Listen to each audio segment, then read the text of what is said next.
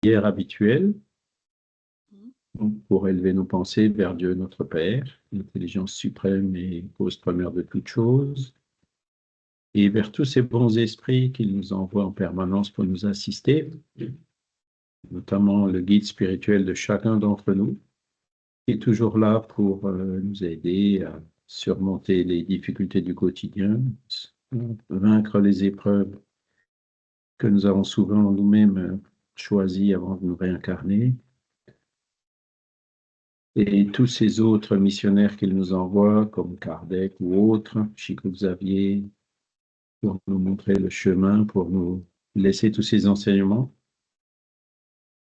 C'est pour ça que nous sommes réunis aujourd'hui, pour étudier ces enseignements, essayer de mieux comprendre ces lois de la nature, et à partir de là, travailler à notre amélioration personnelle, à devenir chaque fois un peu meilleur, le lendemain un peu meilleur que la veille.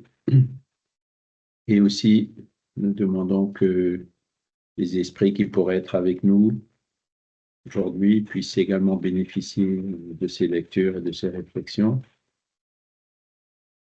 Et nous envoyons sur eux la miséricorde de Dieu.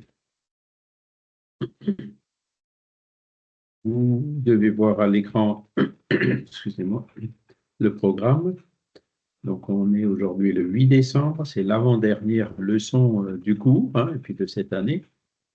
Module 21, on va parler un petit peu des phénomènes de l'émancipation de l'âme. Sommeil, rêve, léthargie, catalepsie, somnambulisme, extase et seconde vue. Donc, dans le temps, il y avait plus de leçons sur ce sujet-là. Et quand on a revu le cours pour qu'il tienne justement en une quarantaine de leçons, c'est-à-dire en une année, je crois que ça dure 3 ans, on a un peu simplifié, réduit on l'a réduit en fait à un seul module. Pourquoi? Parce que vous savez certainement que le jeudi, on a aussi un cours sur la médiumnité qui commence à 19h45 par le LMSF. Donc, c'est la première année qu'on le fait. Alors, ça va durer plus qu'un an parce que là, pour le coup, il y a un peu plus de contenu que sur cette étude théorique qu'on fait là. Et donc, c'est dans ce cours sur la médiumnité où on développe beaucoup plus ce sujet de l'émancipation de l'âme et de la médiumnité plus généralement. D'accord?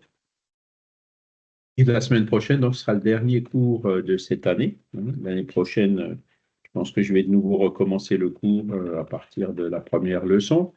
On va refaire un cycle. Vous serez toujours bienvenus, même si vous l'avez déjà fait. Et puis ceux qui ont pris le cours au milieu peuvent éventuellement donc le reprendre depuis le début. Voilà. Alors, phénomène de l'émancipation de l'âme. Donc, il y a le sommeil et le rêve. Vous voyez, l'émancipation de l'âme, il ne faut pas chercher loin quand on dit tout le monde est médium, tout le monde dort la nuit. Tout le monde, on en passe un tiers de notre temps dans le sommeil. Et donc, on va essayer de voir et de comprendre qu'est-ce qui se passe pendant le sommeil et qu'est-ce que c'est que les rêves. Pourquoi des fois on se rappelle de choses, pas toujours. Après, on va voir d'autres phénomènes comme la léthargie et la catalepsie. Tu me disais il y a quelque temps que c'était des mots qui n'existent plus aujourd'hui. Si, ils existent toujours. Il y a toujours une définition. Et puis donc, ça correspond à la définition qu'il y avait à l'époque. On verra aussi ce que c'est que le somnambulisme, l'extase et puis la seconde vue. Bon. Et ces phénomènes de l'émancipation de l'âme, je le répète, quand on dit que tout le monde est médium, c'est un peu vrai, quoi, parce que tout le monde dort, tout le monde fait des rêves. Il y a d'autres formes de médiumnité douce que tout le monde a, c'est l'inspiration, l'intuition.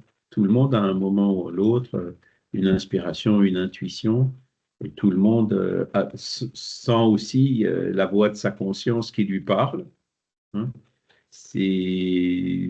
problème, c'est souvent quand on n'écoute pas cette petite voix de la conscience qui, quand on a bonne conscience ou mauvaise conscience, nous fait comprendre si on est sur le bon chemin ou pas, ou si ce qu'on vient de faire, c'est plutôt bon ou pas. Tout ça, ce sont des formes de médiumnité que tout le monde a.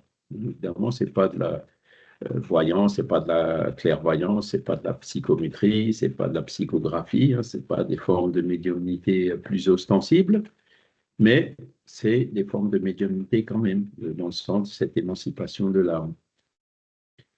Et ce qui est intéressant, c'est que bon, beaucoup de personnes disent non, l'âme n'existe pas, on n'a pas d'âme, on est juste un corps matériel, la conscience est le produit du cerveau. Oui, bon, voilà, les phénomènes d'émancipation de l'âme sont justement là pour montrer, hein, ils constituent des preuves qu'on a effectivement une âme. Hein. Quand on fait des rêves prémonitoires ou quand on rêve de choses qui sont très réelles ou d'une personne qu'on a rencontrée et que cette personne, comme par hasard, quand on l'appelle le lendemain, nous dit, ah bah tiens, moi aussi j'ai rêvé de toi hier soir. Mais ce genre de choses, bon, c'est difficilement un produit du cerveau qui est étendu dans son lit pendant la nuit. Hein. Donc voilà, ils font partie des éléments de preuve de l'existence de l'âme. Ok. Donc on va voir quelle est la différence entre le sommeil et le rêve. On va justifier l'importance du sommeil, ce point de vue spirit. Pourquoi il nous faut ce sommeil, le repos du corps et aussi ces moments d'émancipation de l'âme où elle va se ressourcer. On va expliquer, ça va être un peu plus rapide, hein, les phénomènes de léthargie et de catalepsie, selon la vision spirit.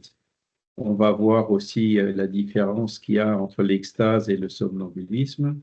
Et on va parler un peu du phénomène de seconde vue ou de sixième sens. Alors, bon, ben, pendant le sommeil, Kardec nous demande aux esprits à la question 401, l'âme se repose-t-elle comme le corps? Réponse des esprits, non, l'esprit n'est jamais inactif. Pendant le sommeil, les liens qui l'unissent au corps sont relâchés et le corps n'ayant pas besoin de lui, il parcourt l'espace et entre en relation plus directe avec les autres esprits. Donc, voilà en 4 lignes, 5 lignes, ce qui se passe pendant le sommeil. Donc le corps a besoin de repos. Ça, c'est la physiologie, la médecine qui nous l'explique, hein, pourquoi le corps physique a besoin de ce repos physique et puis quels sont les inconvénients quand on n'arrive plus à dormir, etc. Hein. Donc, le sommeil, il est utile au corps, le corps qui a besoin de se reposer. Mais l'âme, pendant ce temps, donc, elle se détache, comme il dit. Hein, les liens qui l'unissent au corps se relâchent, mais évidemment ne se coupent pas complètement. S'ils se coupaient complètement, ce serait la mort, quoi. Hein, ce serait plus un sommeil. Et donc, comme le corps, il fonctionne pendant le sommeil avec tous les automatismes, hein, les battements cardiaques, la respiration et tout ça, il n'y a plus besoin de la présence de l'âme. Hein, et donc, l'âme, l'esprit est libre pour parcourir l'espace comme il dit. Et on nous dit, il rentre en relation directe avec les autres esprits. Pendant qu'on dort, notre âme va voir des esprits, donc des incarnés, mais peut aussi voir et rencontrer des esprits incarnés qui, eux aussi, sont en sommeil à ce moment-là.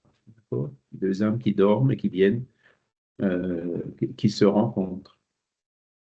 Alors, pourquoi faire? Ben, voilà, pour faire plein de choses. Ça peut être juste aller voir, visiter, parler, être ensemble. Ça peut être faire des travaux de recherche. Hein. Des grandes découvertes se font souvent comme ça. Ou c'est pour aller voir notre guide spirituel, pour lui demander des conseils. On peut aller, pendant le sommeil, faire des cours comme on fait ici, à l'état de veille. Voilà, on a vu les missions et les occupations des esprits. Hein, en fait, c'est un peu ça, quoi. C'est-à-dire, l'âme revient temporairement dans le monde des esprits. Et heureusement, hein, heureusement, parce que c'est là où on peut justement. Alors, ça dépend. C'est comme on l'a vu dans la leçon précédente, il me semble. Voilà, les relations dans l'au-delà, c'est les lois d'affinité qui gouvernent ces rencontres. Donc, des âmes, des personnes qui ont, comment dire, des pensées basses ou des envies lourdes, voire même matérielles, sensuelles ou autres, ben, quand elles dorment, elles vont se retrouver avec d'autres âmes qui sont dans les mêmes vibrations, qui ont les mêmes genres de pensées. Alors que l'âme qui, même par exemple avant de dormir, fait une petite prière à son ange gardien pour lui demander de recevoir des conseils pendant la nuit, c'est l'inverse. Donc, elle élève ses pensées et donc, pendant le sommeil, elle ira rencontrer ben, les guides ou d'autres âmes dont les pensées sont élevées. D'accord? Et donc, je crois qu'ils le disent un peu plus loin, hein, et tous ces esprits, genre Jésus ou Kardec ou Gandhi ou autres, qui se sont incarnés sur la Terre, heureusement qu'il y a ça, parce que pendant le sommeil, elles peuvent aller se ressourcer, sortir un petit peu de, j'allais dire l'enfer, c'est un peu fort, mais sortir de ce purgatoire hein, qu'est la Terre, où il y a quand même des conditions de vibration de pensée qui sont assez difficiles pour se ressourcer un petit peu dans les mondes qui correspondent plus à leur niveau d'évolution et ensuite revenir pour continuer leur mission, quoi, hein. Revenir dans le panier de crabe, ça ne doit pas être évident. Enfin bon, ils le font, c'est ça qui est admirable. Et ils le font juste d'autant plus que pendant le sommeil, hein, hop, ils peuvent retourner, se ressourcer pour tenir de nouveau le lendemain. D'accord? Alors, question suivante, 402. C'est bien la suivante. Pouvons-nous juger de la liberté de l'esprit pendant le sommeil? La réponse, c'est par les rêves. Alors, les rêves, on n'en a pas toujours. Parfois, on en a, mais ils sont très éphémères. Si on ne les note pas tout de suite, parfois 5 ou 10 minutes après ou 1 heure après, Ah, j'ai rêvé de quelque chose, mais je ne me rappelle plus de ce que j'ai rêvé, hein. Donc, le rêve, c'est le souvenir qu'on garde de, de, de, de ces moments où notre esprit était libre, il est allé dans le monde spirituel, hein. Donc, ça vient du monde spirituel. Et donc, au moment où on se réveille, il y a une portion de ces souvenirs qui passe et qui vient jusque dans notre conscient à l'état de veille. Mais pas tout, hein, parce que c'est justement dans ce transfert entre les deux ben, qu'il y a de la perte, hein. C'est le corps qui fait une espèce de filtre et voilà, même si on s'en rappelle, souvent c'est flou, il y a des choses qui ne sont pas claires, c'est parfois un peu trouble, on a rêvé des choses bizarres. Ben, tout ça, ça correspond justement à cette perte qu'il y a hein, au moment où, quand on change de plan, hein, on vient du plan spirituel vers le plan matériel. Et donc, c'est entre autres la même raison qui explique pourquoi on ne se rappelle pas à l'état normal de nos vies passées. Donc là, c'est les rêves. Alors, il y a des personnes qui s'en rappellent davantage, d'autres qui s'en rappellent moins. Moi, je sais que c'est rare que je fasse des rêves. Ou quand je m'en rappelle, c'est pareil, si je ne les note pas, ben, je les oublie tout de suite. Là, par exemple, je me rappelle d'avoir rêvé quelque chose cette nuit ou plutôt ce matin. Et il faudra vraiment que je réfléchisse pour essayer d'aller rechercher ça pour me rappeler de ce que j'ai rêvé. Bon, ce n'est pas quelque chose de significatif. Alors, en général, bon, ben, on laisse, hein, on laisse passer. Mais même si on ne garde pas de souvenir du rêve, on garde quand même, comment dire, justement par l'intuition, par l'inspiration, on garde une trace de ce qu'on a vu, de ce qu'on a entendu, notamment quand ça vient du guide spirituel, ou de ce qu'on a décidé dans l'au-delà, hein. Euh, on a bien connu une personne, donc qui, je pense que je vous ai déjà raconté, c'est une dame qui était tombée enceinte et elle était diabétique. Donc évidemment, un risque pendant l'accouchement d'hémorragie et de mort pour la mère. Et donc, tout le personnel médical et autres lui conseillaient de faire un avortement thérapeutique hein, pour éviter justement le risque pendant l'accouchement. Et ça l'a travaillé, hein. Elle ne voulait pas, quoi. Et donc, c'est pendant une nuit où elle a rêvé que, enfin, le lendemain matin, elle s'est réveillée en disant non, je ne vais pas avorter. Puis en fait, donc, la grossesse et l'accouchement se sont bien passés, il n'y a pas eu de souci. Donc, elle a certainement été dans le monde spirituel pour voir son guide, l'esprit de l'enfant qui se réincarnait, le guide de l'esprit de l'enfant qui se réincarnait, les autres, les proches, les femmes ils ont dû faire une réunion pour se dire, non, non, t'inquiète pas, on sera là, tout va bien se passer. Et c'est ça qui a fait que l'intuition qu'elle a gardée de ces moments pendant le rêve, pendant le sommeil, qui a fait que le lendemain, elle a dit non, ben, je n'avorte pas. Puis, bien sûr, personne, c'était conseillé, mais ce n'était pas imposé. Euh, c'est un exemple. On parle aussi souvent que la nuit porte conseil, hein, qu'avant de prendre une grande décision, faut laisser passer une nuit ou deux, hein, avant de vraiment la prendre, quand on peut, hein, quand on n'est pas obligé de décider tout de suite. Eh ben, vous voyez, c'est exactement les mêmes principes qui fonctionnent, c'est-à-dire on va chercher des conseils dans le monde spirituel. Voilà. Alors, par les rêves, on voit bien que lorsque le corps repose, l'esprit a plus de facultés que dans la veille, oui, puisqu'il n'y a pas le filtre, il n'y a pas la carapace du corps matériel. Il a le souvenir du passé et quelquefois la prévision de l'avenir. Ça, on se rappelle, bon, nous, de notre passé, hein, pendant cette vie, mais on ne se rappelle pas, par exemple, des vies passées, on ne se rappelle pas du plan, du programme qu'on a fait pour cette incarnation. Tout ce qui est avant notre vie ou même dans la jeune enfance, hein, on ne se rappelle pas de ce qu'on a fait quand on était 1, 2 ou 3 ans, même si là, il y a parfois des exceptions, hein, des personnes qui se rappellent de choses quand ils étaient très jeunes, hein.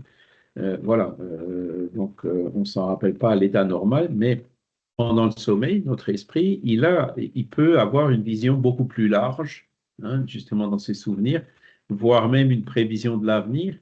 Qu'est-ce que c'est que les prévisions de l'avenir? Ben, le programme qu'on a fait dans cette vie, hein, quand on en est par exemple au début, hein, pendant une dizaine d'années et qu'il nous reste encore 40 ou 50 ans à vivre, l'esprit, pendant le sommeil, il peut se rappeler, ben, dans les 50 années, voilà ce que j'ai prévu qui va m'arriver, voilà le genre de choses.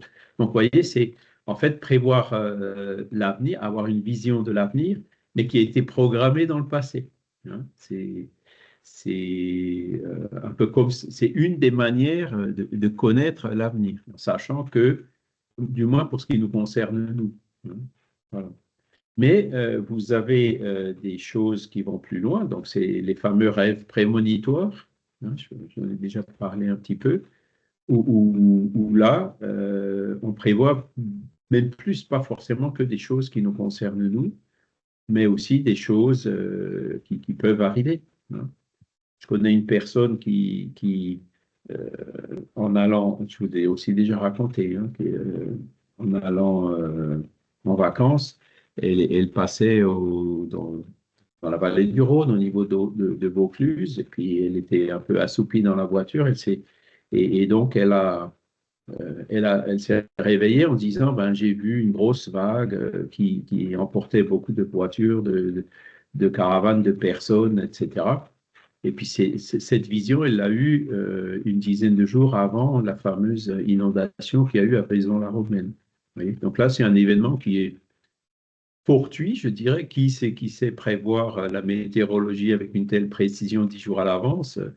Voilà, c'est pratiquement pas possible. Et la vision qu'elle avait eue de ça était très claire. Donc ça prouve que les esprits peuvent avoir une vision de l'avenir, même des choses qui ne les concernent pas directement. Quand ce sont des choses qui nous concernent directement, je vous ai raconté aussi le rêve prémonitoire que j'ai fait quand j'étais jeune, c'est pas spirit encore, hein, quand j'étais au lycée, où j'ai rêvé au moins 10 fois que j'allais avoir la meilleure note au bac, hein, et alors que c'était très improbable, hein. Il y avait, rien que dans ma classe, il y avait déjà 3 ou 4 élèves qui avaient des meilleures moyennes que moi. Et à la fin, 2, 3 ans après, au bac, en fait, c'est moi qui ai eu la meilleure moyenne de l'Académie de Strasbourg. Vous voyez, donc, c'est quelque chose d'absolument improbable et que j'avais rêvé au moins 5, 6, 7, 8 fois. C'est un rêve récurrent qui était venu. Comment est-ce que j'ai réussi à voir ça? Ben, je ne sais pas. Enfin bon, ça fait partie justement de ces choses, de ces facultés plus élargies qu'on a dans le monde spirituel, de percevoir des choses qui, à l'état de veille, nous paraissent complètement improbables. Voilà. Euh, il acquiert plus de puissance et peut entrer en communication avec les autres esprits, soit dans ce monde, soit dans un autre. Donc, vous voyez, on peut voir d'autres esprits ici sur la Terre, on peut même aller sur Jupiter, voir rencontrer d'autres esprits sur Jupiter, hein. Donc ça, quand on est libre, on est libre, hein. Vous savez que, bon, là, aujourd'hui, on est allé sur la Lune, hein. Ça met quand même, je sais plus, une bonne semaine de voyage pour arriver sur la Lune. On parle d'aller sur Mars, là, c'est beaucoup plus long, hein. Il faut, je sais plus, 1 an ou 2 ans, ou même plus, hein, pour arriver là-bas. Donc, pour un être humain, pour arriver sur Jupiter, là, il faut une vie ou presque, hein. Alors que l'esprit, non, il y va instantanément, quoi, hein, beaucoup plus rapidement. Donc, c'est un autre élément qui nous montre que dans cet état du sommeil, quand l'âme est libérée, elle a vraiment toutes les propriétés de l'âme. Il y a une seule différence, c'est que il y a un lasso, hein, la fameuse corde d'argent, que les esprits, enfin les personnes, les médiums qui voient les esprits arrivent à détecter, que les esprits eux-mêmes aussi arrivent à voir. C'est comme ça qu'ils font la différence entre un esprit qui est incarné et un esprit qui n'est pas incarné. C'est que l'esprit incarné, il y a toujours un lien, une corde d'argent, comme ils le décrivent dans ce qu'ils voient, qui relie l'esprit avec le corps. Et donc, qui fait que ben, voilà, si on se réveille, hop, l'esprit revient instantanément dans son corps, même s'il est sur Jupiter. Le sommeil délivre en partie l'âme du corps. Quand on dort, on est momentanément dans l'état où se trouve d'une manière fixe après la mort. Alors, c'est ce qui faisait dire à un auteur, on meurt un peu tous les jours. Toutes les nuits, on meurt, hein. C'est une sorte de mort, notre esprit qui se libère, hein. Le rêve est le souvenir de ce que votre esprit a vu pendant le sommeil. Là, ils sont clairs, hein. Il y a une partie de ce qu'on a vu qui arrive quand même à passer et à revenir dans la matière, une partie. Mais remarquez que vous ne rêvez pas toujours parce que vous ne vous souvenez pas toujours de ce que vous avez vu ou de tout ce que vous avez vu. Ce souvenir qu'on a, il est partiel, hein, ou il peut être, comment on dit, flouté, hein. Il peut être troublé. Il ne se souvient pas de ce qu'on a vu. Ça, c'est quand il n'y a pas de rêve du tout, ou pas de tout ce qu'on a vu. Ce n'est pas votre âme dans tout son développement, ce n'est souvent que le souvenir du trouble qui accompagne votre départ ou votre rentrée, auquel se joint celui de ce que vous avez fait ou de ce qui vous préoccupe dans l'état de veille. Donc, c'est ce qu'ils disent. En fait, on se rappelle davantage soit du départ, soit du retour, hein. C'est la partie du rêve qui se produit quand on n'est pas encore tout à fait endormi ou quand on est sur le point de se réveiller, hein. C'est cette difficulté que je vous signalais tout à l'heure, hein, de transfert de cette mémoire qu'on a, hein, de notre esprit, hein, de notre soi, hein, qui n'arrive pas toujours à venir de façon claire et complète dans notre moi conscient. Voilà. Vous le saviez que vous étiez allé vous balader cette nuit? Oui. Ah ben, ouais, vous y étiez, on s'est peut-être même vu, hein, en disant Charles, réveille-toi pour pas commencer le cours en retard, hein. Vincent? On peut avoir aussi l'impression d'une vaste supercherie, puisque alors, tous les événements du passé, du présent et du futur se passent en même temps, parce que nous, on a l'impression de passé, de présent et de futur, alors qu'apparemment tout se passe en même temps. Et c'est pour ça qu'on a accès aux événements futurs, qu'on a accès au passé, qu'on a accès à beaucoup de choses. Et puis, quand on prend conscience de ça, on peut se dire, mais quel est le sens de la vie, puisqu'on a accès à toutes ces informations, que tout se passe en même temps? Quel est le sens de tout ça? Euh, alors ça, c'est une question un peu plus complexe, hein. Nous, ici, à l'état incarné, il y a un temps linéaire, tu vois. Là, je suis dans le club des 6, hein, bientôt dans le club des 6 et demi. J'aimerais bien avoir 17 ans en même temps aujourd'hui, mais malheureusement, j'y arrive pas, hein. Je suis dans le club des 6 et demi, je peux pas retourner dans le club des 16-17, hein. Tu vois ce que je veux dire, hein? Donc, ici, à l'état incarné, c'est clair, on a un temps linéaire hein, qui est caractéristique de la matière. Alors, ce que tu dis, c'est, en fait, ramène des indications. Quelle est la notion du temps dans le monde des esprits? Et c'est là où c'est beaucoup plus compliqué. Est-ce que tout est toujours simultané pour eux? Euh, on ne sait pas, en fait. Hein. Le seul scientifique qui a fait des études là-dessus, hein, c'est Régis Duteuil. Je ne sais pas si ça vous dit quelque chose. L'homme superlumineux, l'univers superlumineux. C'était dans les années 90. Et donc, lui, c'était un physicien qui a dit, ben, je vais prendre l'hypothèse qu'il existe de la matière, comme il dit, superlumineuse. On peut appeler ça aussi des tachyons, hein, c'est-à-dire des formes de matière ou de particules qui, qui peuvent se déplacer plus rapidement que la vitesse de la lumière, qui ne souffrent pas de cette limitation, qui est une limitation qui s'applique à tout ce qui est matériel. Hein. Même le photon qui a une masse nulle, il est limité par la vitesse de la lumière. D'accord? Et donc, en supposant l'existence de tachyons, hein, de formes de matière supérieures à la vitesse de la lumière, mais il a pu, grâce aux équations physiques, donc il a fait toute une thèse, un modèle. Alors, voilà, je ne suis pas capable de. Il faudrait beaucoup, beaucoup d'efforts pour essayer de comprendre son modèle en général, hein, parce que c'est pas les formules, ce n'est pas forcément mon fort. Et il est arrivé effectivement à une notion du temps qui est différente de la nôtre. Hein. Il dit que le temps, en fait, dans ce monde super lumineux, dans cet univers super lumineux, il a deux formes. Une qui ressemble au temps linéaire qu'on a ici dans le monde matériel, et une autre qu'il appelle, c'est une notion du temps vécu.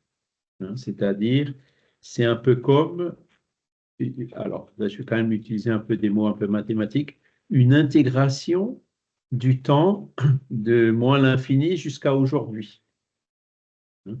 Alors j'ai longtemps réfléchi, je me suis dit, en gros, c'est la somme, hein, c'est en fait toute la mémoire de depuis qu'on a été créé jusqu'à aujourd'hui, hein, c'est une autre notion du temps, qu'il appelle temps.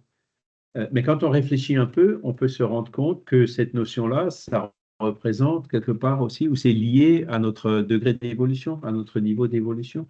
Hein. Et comme on l'a vu plusieurs fois, notamment dans le cours précédent, c'est c'est le niveau d'évolution qui, en fait, fait que les esprits se retrouvent dans un milieu en infinité avec ce niveau d'évolution de façon naturelle ou automatique. Hein. C'est le niveau d'évolution qui classe naturellement hein, les esprits. Ils se retrouvent par affinité, par niveau d'évolution. Et donc, lui, par les formules, il est arrivé à quelque chose donc, qui ressemble à ça. Tu vois. Donc, ça veut dire qu'effectivement, le passé et le présent se confondent. Maintenant, pour l'avenir, c'est aussi encore un peu plus compliqué. Hein.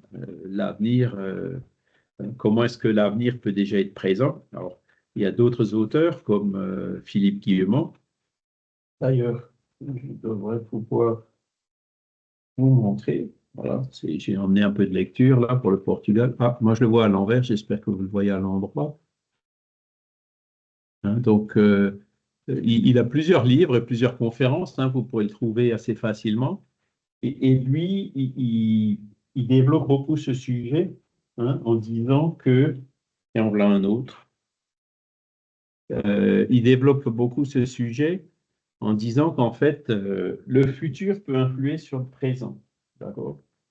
Et il le fait en se basant sur des lois de la mécanique quantique.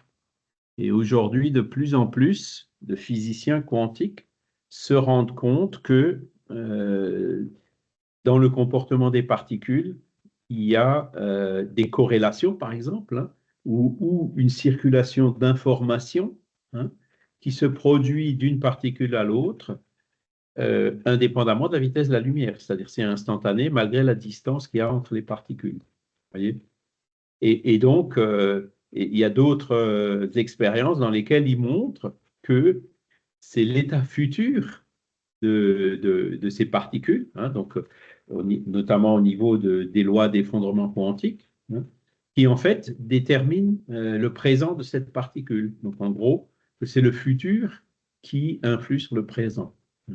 Bon, ça c'est un peu compliqué parce qu'on parle de particules de mécanique quantique. La mécanique quantique, c'est pas toujours très intuitif, hein, c'est des comportements que même les physiciens ont énormément de mal à interpréter. Hein. Mais une approche plus simple qu'on peut avoir et dont justement Philippe Guillemot ne parle pas trop, c'est ce qu'on appelle le programme qu'on a fait avant de se réincarner, hein, ce qu'on a vu dans les lois de réincarnation. Donc on dit on va se réincarner, ben voilà, on va passer par telle phase, telle phase, telle phase, ou telle maladie à tel âge, ou telle difficulté à tel âge, et on va mourir à tel âge. Hein, c'est en général les grandes lignes de ce qu'on définit avant de se réincarner. Donc là, ce sont des choses qu'on a définies, programmées pour le futur.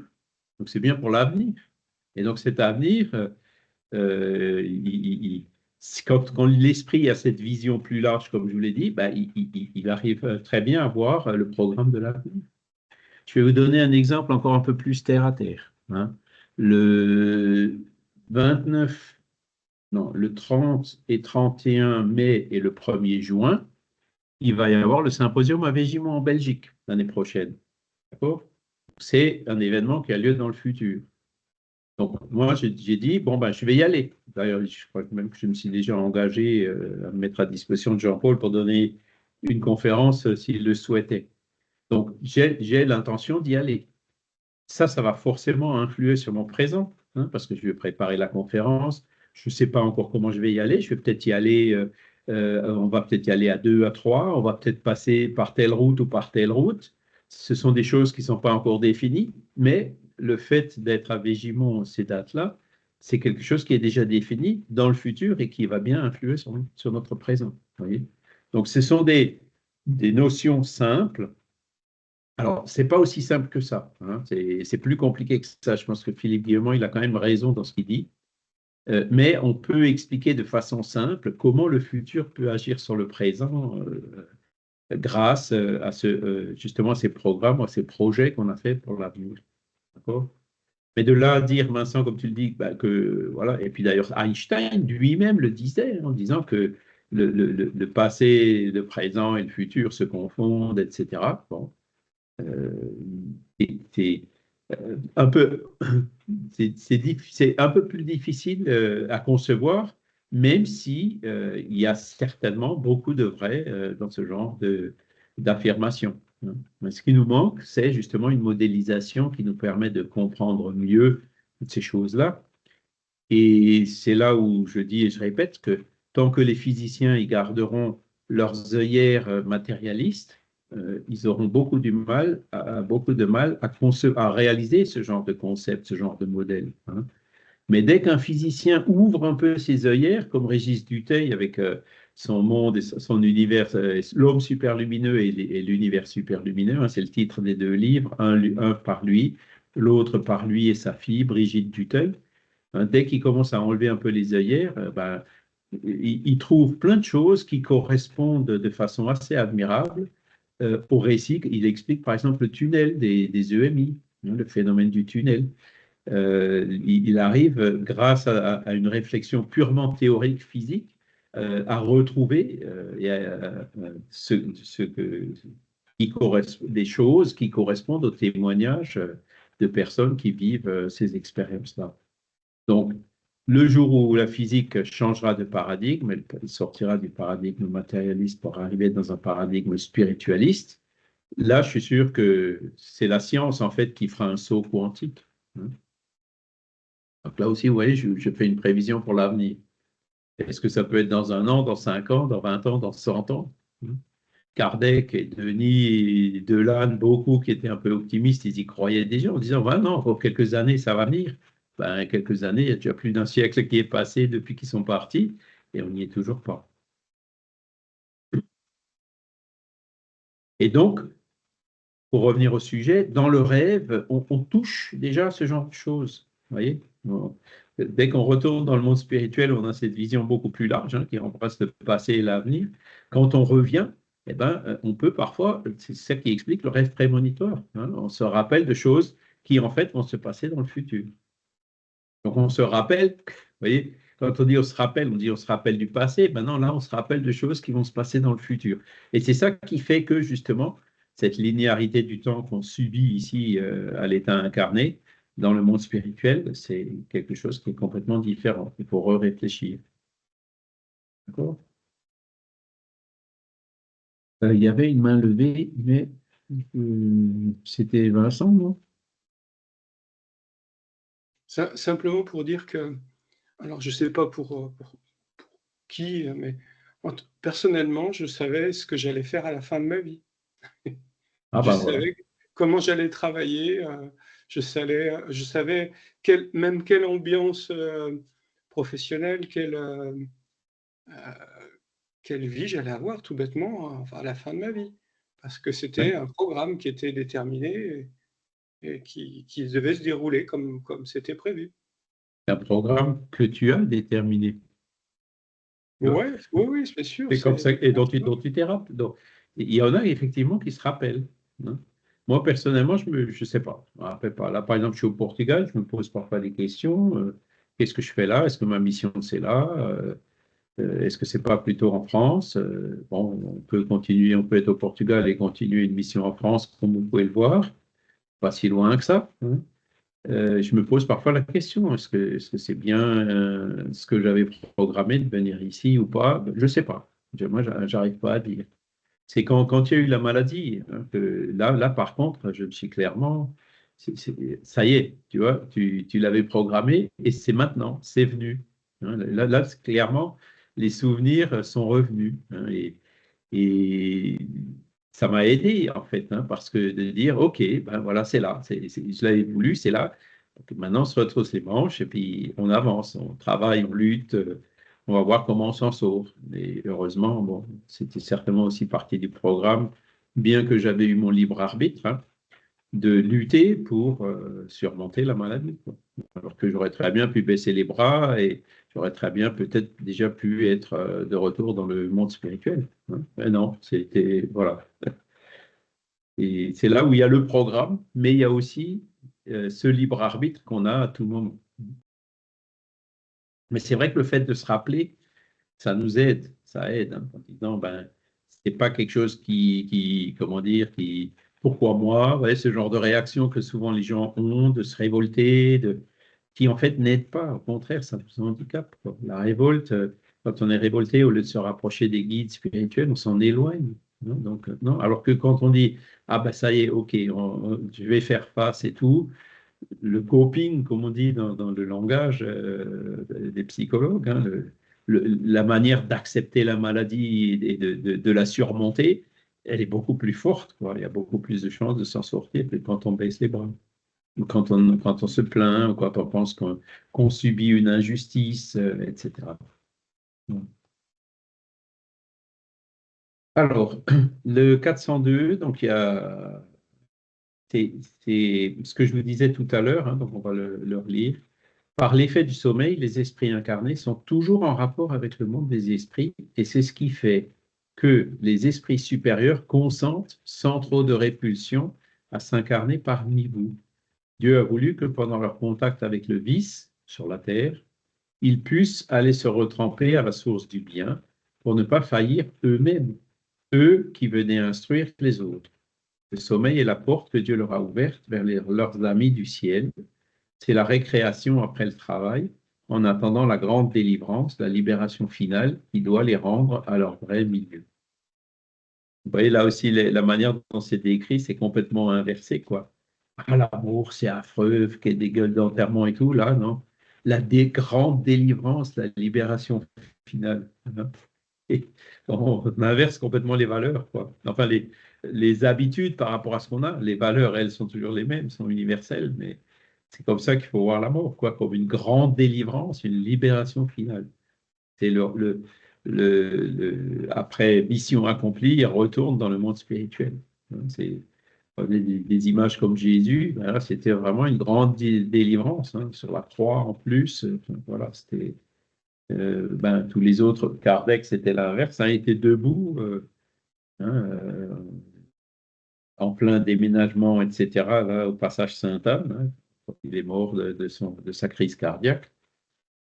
Voilà, mission accomplie, il est parti. C'est comme ça qu'il faut le voir. Hein. C'est pas comme quelque chose, une perte irrémédiable, un deuil.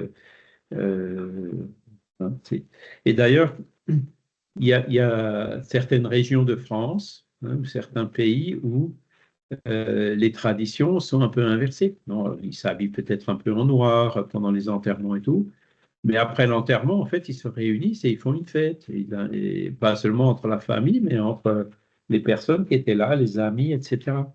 Hein, je me souviens quand j'étais classe prépa, donc je crois 17-18 ans, ben, il y a un des collègues de classe, en fait, il est mort comme ça subitement d'une embolie pulmonaire. Pareil, il était dans les couloirs du lycée. Et puis, bon, ben, il est tombé. Et puis, quand ils sont venus le chercher, en fait, il était déjà mort. Et il habitait dans une région de Lorraine. Hein, et on est allé participer à l'enterrement. Et après l'enterrement, la famille a fait une fête. Ils nous ont remercié d'être là. Ils étaient contents de nous connaître, etc. Donc, mais c'est pas les gueules d'enterrement et hein, comme on peut voir par la tristesse qui n'en finit plus, etc. Donc, ils ont déjà une vision un peu plus de ce sens de la grande délivrance, la libération finale. Et il y a des pays comme la Thaïlande, par exemple, où c'est un peu la même chose, quoi. Il y a ce genre la vision, elle n'est pas comme celle qu'on a cultivée dans notre culture, influencée par le matérialisme. Le sommeil a été donné à l'homme pour la réparation des forces organiques et pour celle des forces morales. Pendant que le corps récupère les éléments qu'il a perdus par l'activité de la veille, hein, va se reposer, les muscles qui se refont, les toxines qui se libèrent, etc., hein, l'esprit va se retremper parmi les autres esprits. Il puise dans ce qu'il voit, dans ce qu'il entend et dans les conseils qu'on lui donne, des idées qu'il retrouve au réveil à l'état d'intuition. Donc, ce n'est pas toujours les rêves très clairs, mais c'est l'intuition nous en reste. L'intuition, c'est justement un canal entre le monde spirituel, hein, entre le soi et le moi, hein, entre le monde spirituel et le monde incarné. C'est le retour temporaire de l'exilé dans sa véritable patrie. Hein. C'est quand on arrive à retourner temporairement, hein, dans le monde des esprits.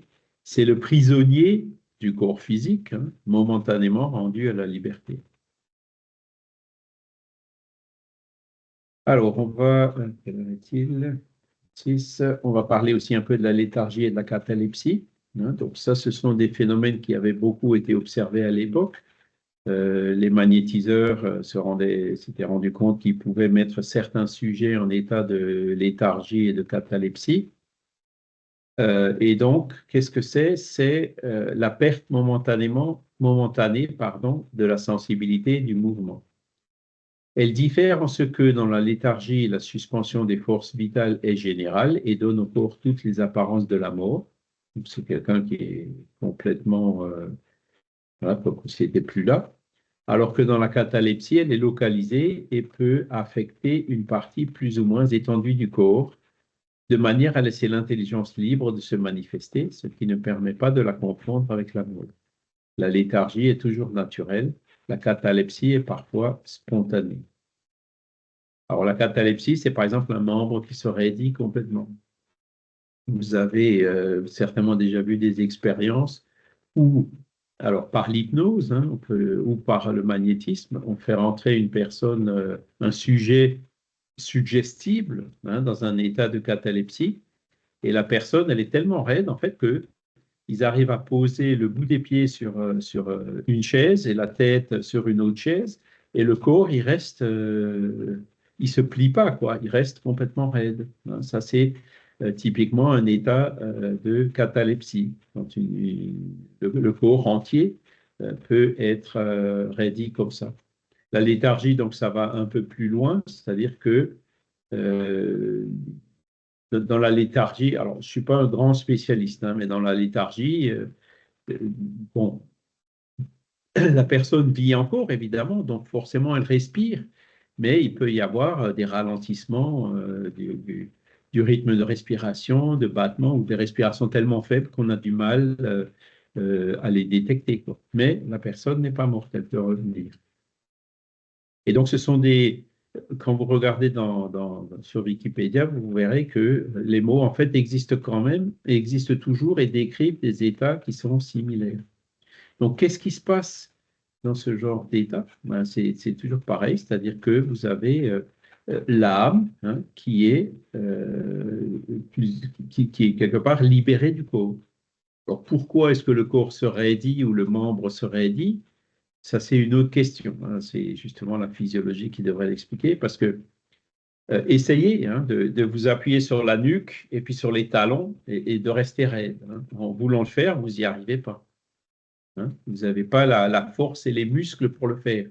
Or, dans un état de catalepsie, il y en a même qui en font un spectacle, on y arrive, hein. Donc là, vous voyez, il y a plein de choses qui sont très intéressantes, seraient très intéressantes à étudier par la médecine, et donc qui forcément sont liées au contact, au degré de contact entre l'âme et le corps. Ça permettrait probablement d'avancer un peu pour mieux comprendre justement cette interaction entre l'âme et le corps. D'accord. Donc ça, c'est la léthargie et la catalepsie et le somnambulisme. Alors le somnambulisme, c'est pareil. Est-ce que vous avez déjà vu un somnambule? Hein, on n'en entend presque pas parler, hein, en ce moment, alors qu'à l'époque, il y avait des somnambules partout, hein. Moi, c'est pareil, quand j'étais jeune, ça faisait partie de mon programme, même quand j'étais pas spirit, de me préparer à la suite.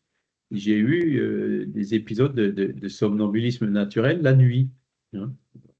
Je ne me suis évidemment pas vu marcher avec les bras comme ça, je n'allais pas sur les toits ni rien comme ça, même si ce sont des choses qui existent, hein.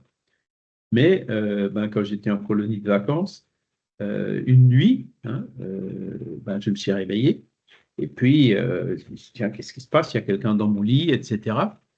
Et puis, donc, quand j'ai regardé, en fait, c'est moi qui étais dans le lit de mon voisin, avec mon sac de couchage dans son sac de couchage. Ne me demandez pas comment j'ai fait, mais voilà. Donc, pendant la nuit, je me suis levé, et puis en revenant, je me suis certainement trompé de lit, hein, et je me suis retrouvé dans le lit du voisin. Et la même nuit, un peu plus tard, je me suis réveillé, j'étais dans le lit du voisin de l'autre côté. Heureusement qu'il n'y avait que des garçons. Enfin bon, donc c'était un épisode de somnambulisme naturel que j'avais vécu. Christiane? Alors le micro, il est coupé. Voilà, alors donc, moi je peux vous raconter une petite histoire. J'étais très jeune, j'avais 18 ans, j'étais mariée, et une nuit, je me suis réveillée, mon mari n'était plus à côté de moi. Alors bien sûr, ça m'a surpris, je me suis assise dans mon lit et je l'ai vu, effectivement, il n'avait pas les bras tendus devant lui, il était tout à fait normal, sauf qu'il faisait n'importe quoi. Alors ça m'a impressionnée, j'ai eu peur un peu quand même, hein, et je n'étais évidemment pas spirit à l'époque. Et je l'ai simplement appelé, je lui ai dit: «Raymond, viens près de moi, viens te recoucher». Et bien tout simplement, il est revenu, il s'est recouché et il s'est rendormi. Enfin, il était déjà endormi, donc il s'est couché et bon. Et le lendemain, quand, on s'est oh, c'est drôle, j'en tremble encore de vous en parler. Et le lendemain matin, quand je lui en ai parlé, il n'en avait absolument aucun souvenir. Voilà, c'est un autre exemple de somnambulisme naturel. Naturel, oui, tout à fait. Voilà. Alors, on va voir, qu'est-ce que c'est que le somnambulisme? Donc, c'est une indépendance de l'âme plus complète que dans le rêve. Et alors, ses facultés sont plus développées. Elle, donc l'âme, a des perceptions qu'elle n'a pas dans le rêve, qui est un état de somnambulisme imparfait. Donc, vous voyez, le somnambulisme, il y a le sommeil avec le rêve, et puis le somnambulisme, c'est l'étape d'après. Dans le somnambulisme, l'esprit est tout entier à lui-même, les organes matériels étant en quelque sorte en catalepsie. Alors, catalepsie, ça ne veut pas toujours dire raide, hein, comme je l'ai donné l'exemple tout à l'heure, mais ça peut, voilà, hein, la personne qui marche avec les bras devant elle, ne reçoivent plus les impressions extérieures. Cet état se manifeste surtout pendant le sommeil. C'est le somnambulisme naturel. Quand les faits de somnambulisme se produisent, c'est que l'esprit, préoccupé d'une chose ou d'une autre, se livre à une action quelconque qui nécessite l'usage de son corps, dont il se sert alors d'une façon analogue à l'emploi qu'il fait d'une table ou de tout autre objet matériel dans le phénomène des manifestations physiques. Alors, c'est ce que nous disent les esprits en réponse à la question 425. Alors, qu'est-ce que c'est que alors, un somnambule? On n'a pas. Alors, il y a Christiane qui vient de nous donner un exemple. Moi, je vous en ai donné un autre, mais je ne me rappelais pas non plus comment je me suis levé et qu'est-ce que j'ai fait quand j'étais levé. Je me rappelle juste quand je me suis réveillé dans le lit, dans le mauvais lit, quoi, hein. Donc, comment je suis arrivé dans ce mauvais lit, je ne me rappelle absolument pas. D'accord? Donc, une des caractéristiques du somnambule, c'est que il fait des choses et quand il sort de l'état de somnambulisme, qui revient à l'état de conscience et de veille, il ne se rappelle pas de ce qu'il a fait. C'est une des caractéristiques du somnambule. Stéphane? Dans le cas aussi d'une situation où la personne ne se rappelle pas de ce qu'elle a dit sans forcément se déplacer et qu'elle s'est exprimée, on va dire, avec pleine conscience au cours du sommeil, de son sommeil, et quand elle revient, elle ne se rappelle pas du tout de ce qu'elle a pu dire. Donc il n'y a peut-être pas forcément de déplacement physique dans le somnambulisme. Alors, oui, c'est ce que je voulais dire en fait. Les somnambulismes à l'époque, les somnambules à l'époque, mais on en connaît plusieurs exemples, hein. Il y a par exemple Céline Jaffé qui était somnambule. Et d'ailleurs, elle exerçait comme profession ce somnambulisme. Et elle avait un magnétiseur, je ne me souviens plus si c'était M. Roustan ou M. Fourtier, qui en fait l'assistait et c'est lui qui, en la magnétisant, la faisait tomber dans cet état de somnambulisme. Donc, physiquement, elle était assise sur une chaise ou dans un fauteuil, hein, son corps en tout cas était assis là. Et pendant l'état de somnambulisme, c'est-à-dire que son esprit arrivait à sortir de son corps, hein, eh ben c'est son esprit à elle, à Céline Jaffé, qui percevait, qui voyait les choses qui se déplaçaient pour aller voir des choses ailleurs, par exemple, hein. Et dans l'état de somnambulisme, en fait, même quand l'esprit est en dehors de son corps, il peut parler, il parle. Le somnambuliste, il parle et il décrit ce qu'il voit. D'accord? Vous avez d'autres exemples. Vous avez certainement entendu parler de Edgar Cayce ou de Bruno Gröning. Ben, ils fonctionnaient un peu pareil, c'est-à-dire qu'ils étaient en état de somnambulisme. Et donc, c'est quand leur esprit était en dehors de leur corps et qu'ils avaient devant eux, par exemple, la personne qui était malade, ils voyaient la personne malade avec les yeux de leurs esprits. Donc, ils voyaient le père-esprit, ils voyaient les zones qui étaient perturbées, etc. Et ils arrivaient donc à décrire, ah ben, vous avez un problème à tel et tel endroit, et voir même avec l'expérience et la connaissance de l'esprit, de dire, d'indiquer les remèdes, ou voire même éventuellement de faire un travail de passe magnétique pour essayer d'aller vers la guérison, quoi. Et il y a d'autres cas du somnambule où c'est du somnambulisme qu'on dit médiumnique. L'esprit est en dehors de son corps et il y a d'autres esprits qui sont là et qui l'aident. Donc là, quand il y a d'autres esprits qui s'en mêlent, le somnambulisme devient médiumnique. Et c'était le cas de, je crois que c'était Bruno Gröning qui me disait, il y a le professeur qui est là et qui m'aide et qui me dit telle et telle chose vous concernant. Vous voyez? Donc, voilà ce que c'est que le somnambule. Alors, ce qui est bizarre, c'est qu'aujourd'hui, on n'en voit plus, hein. Moi, en tout cas, je ne connais pas de somnambule aujourd'hui. À l'époque, il y en avait à tous les coins de rue, hein, qui donnaient des consultations pour des choses et d'autres. Aujourd'hui, enfin, moi, personnellement, je n'en connais pas, hein. J'ai plus entendu parler de ce somnambulisme-là. Alors, pourquoi? Ça peut paraître quand même assez bizarre, hein, quelque chose qui était quand même assez remarquable, hein, et qui a été qui est tombé un peu en désuétude dans l'intervalle. En fait, je ne sais pas, je ne saurais pas vous dire pourquoi. À l'époque, il y avait tellement de somnambules, aujourd'hui, il y en a beaucoup moins. Mais en tout cas, ça fait partie de ces phénomènes de l'émancipation de l'âme. Alors, je vais vous citer un cas de Madame Roger. Madame Roger, qui était somnambule, que Kardec relate dans la revue Spirit de 1858, hein, il y a un article qui s'appelle Indépendance du somnambule. voilà une personne qui était disparue. Hein, je vous résume vite fait cet article. Il y a une personne qui a disparu. Donc les proches s'inquiétaient, qu'est-ce qu'il est devenu? Ils sont allés chercher partout, pas moyen de le retrouver. Et donc ils sont allés vous consulter cette somnambule, Madame Roger, en disant, bah, écoutez, il a probablement été assassiné, etc. Puis donc Madame Roger, hop, elle se met en état de somnambule. Alors, ce qui est remarquable chez les somnambules, c'est là, ça rejoint un peu ce qu'on disait tout à l'heure avec Vincent. Le somnambule, il dit, bah, il est parti quand? Il est parti avant-hier de tel endroit. Bah, le somnambule, il va à tel endroit avant-hier. Il retourne dans le passé.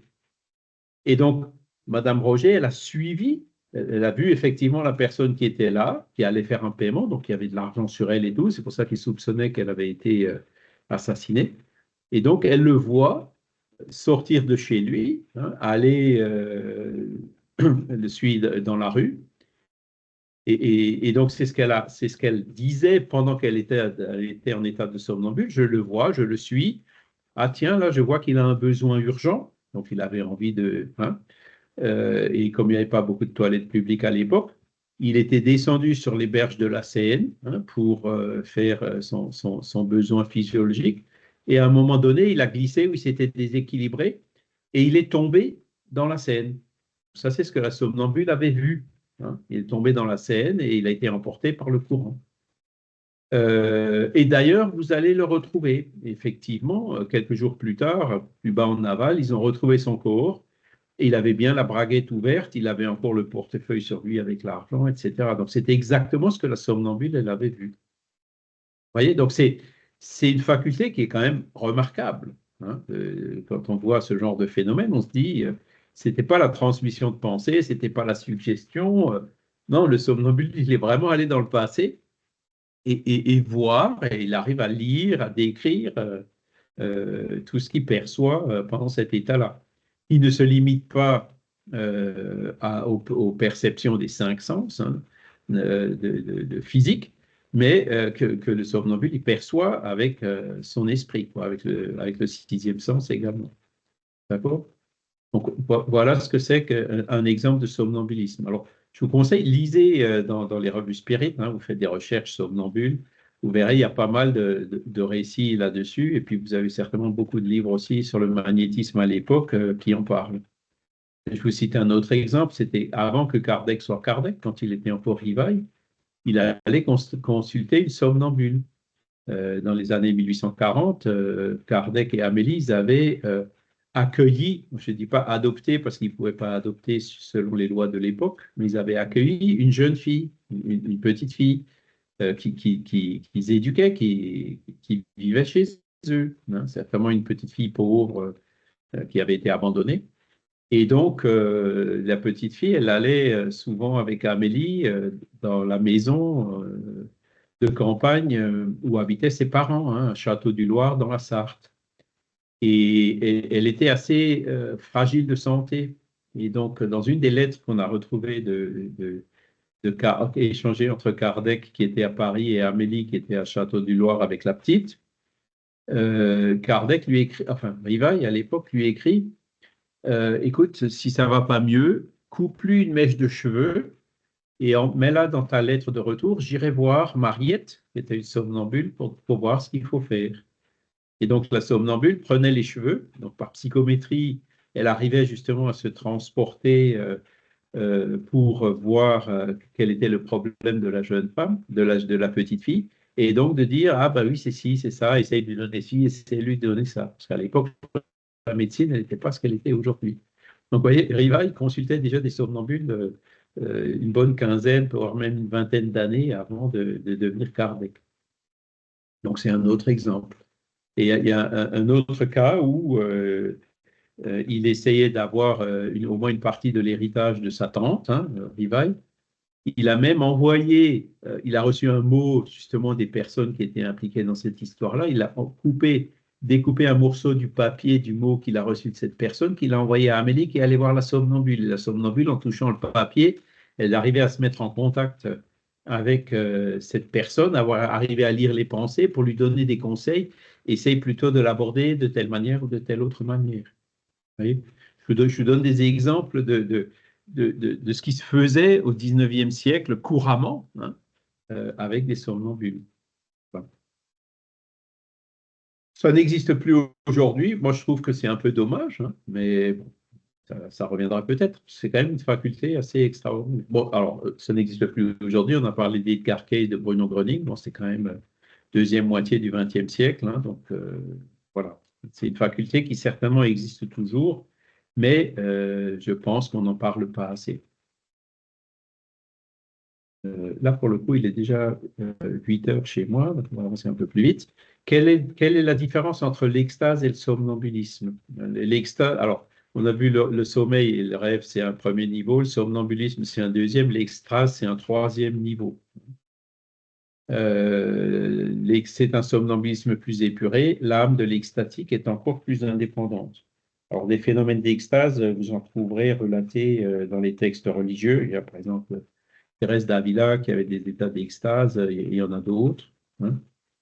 Et l'extase, il faut faire attention, parce que comme on dit dans la question 455, dans l'état d'extase, l'anéantissement du corps est presque complet. Il n'a plus, pour ainsi dire, que la vie organique. Et l'on sent que l'âme n'y tient plus que par un fil, qu'un effort de plus ferait rompre sans retour.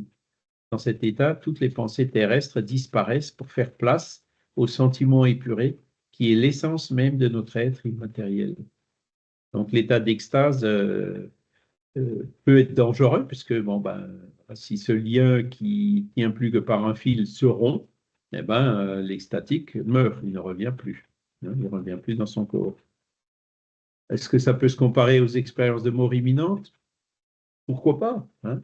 Parce qu'il y a des expérienceurs qui vous racontent cet amour inconditionnel, cette lumière, ils n'avaient plus envie de revenir, etc. On retrouve des caractéristiques de l'extase, hein, dans ces phénomènes de mort imminente, sauf que l'extase en général est spontanée, alors que dans l'expérience de mort imminente, ben, il y a un arrêt cardiaque et un événement physique qui le déclenche. D'accord?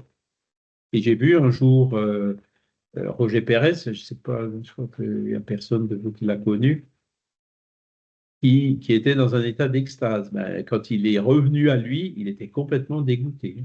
Il a dit, ah, c'est affreux de revenir dans ce corps horrible, ça me dégoûte.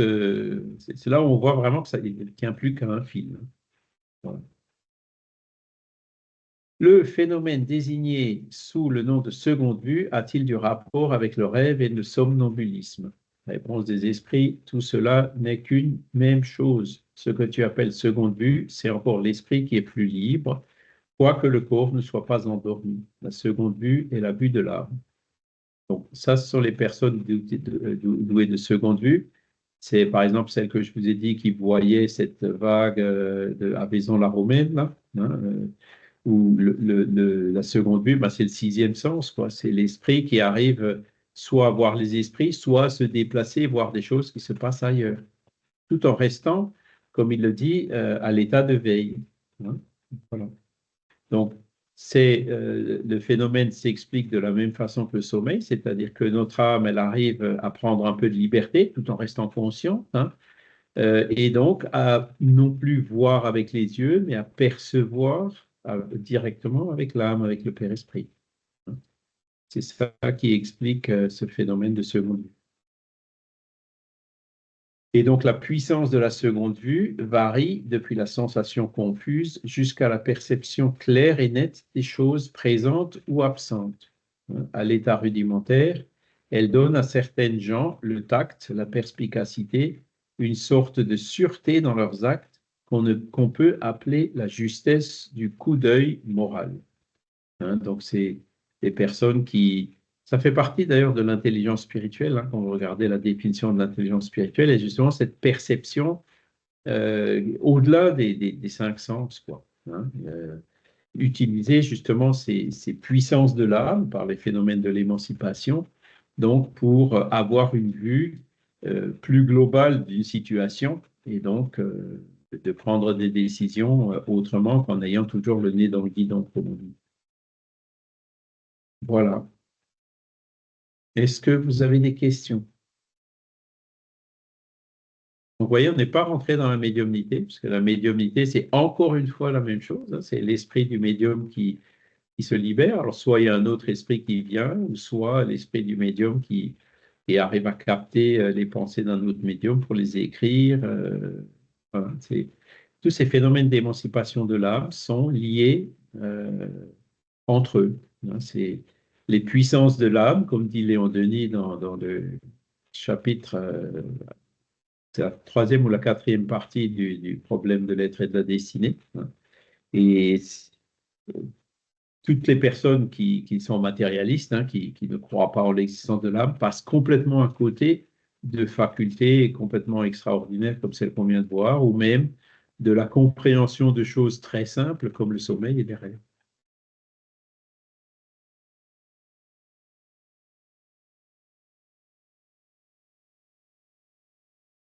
D'accord?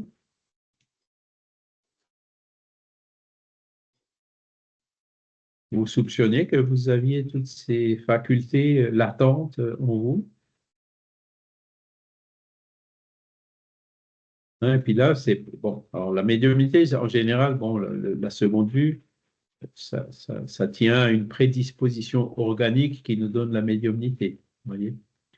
Mais le sommeil, le rêve, tout le monde, on passe tous par là, hein. Mais on n'observe pas assez parce qu'on n'en est pas assez conscient, quoi.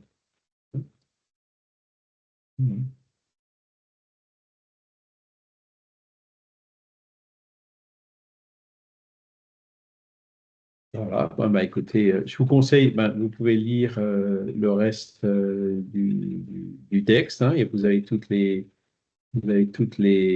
références qui sont là, hein. Et puis, pour approfondir un peu le sujet, et puis aussi, bon, alors le cours de la médiumnité, on en est déjà à la leçon 40, mais bon, si vous voulez, si vous n'y êtes pas encore, si vous voulez le rejoindre, vous pouvez, hein. Donc, c'est tous les jeudis soirs à 19h45. Pardon.